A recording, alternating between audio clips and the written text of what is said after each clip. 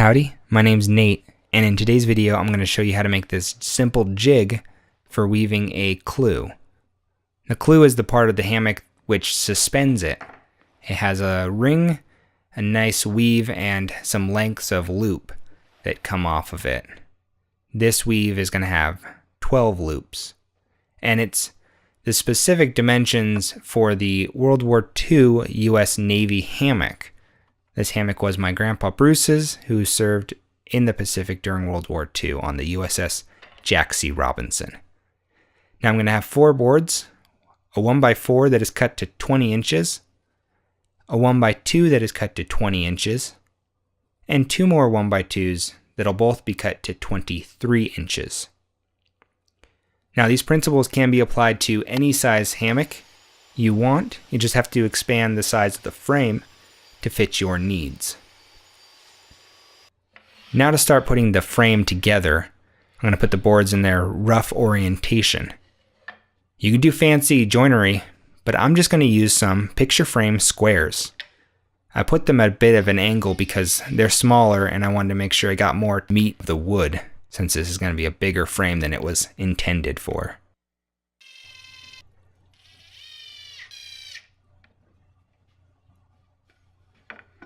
The next thing I need to do is drill a hole in the top center of the 20-inch 1x2.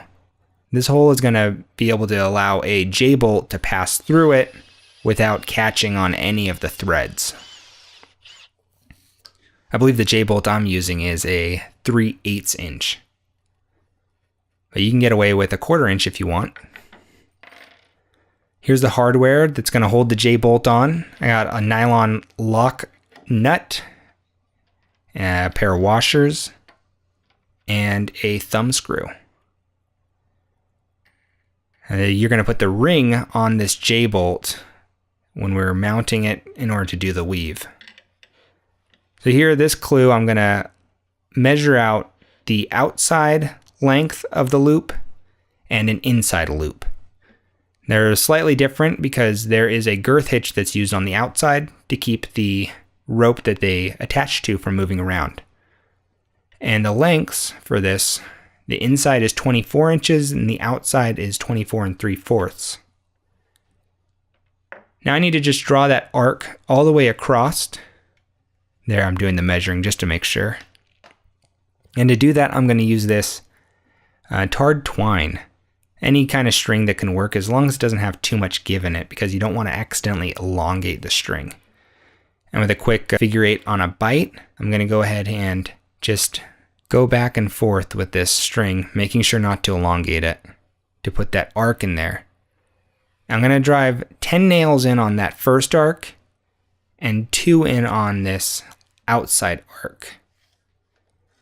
And to find out where I'm going to put these nails, I'm going to mark the center of that arc, and then I'm going to mark 3/4 inch to each side of it.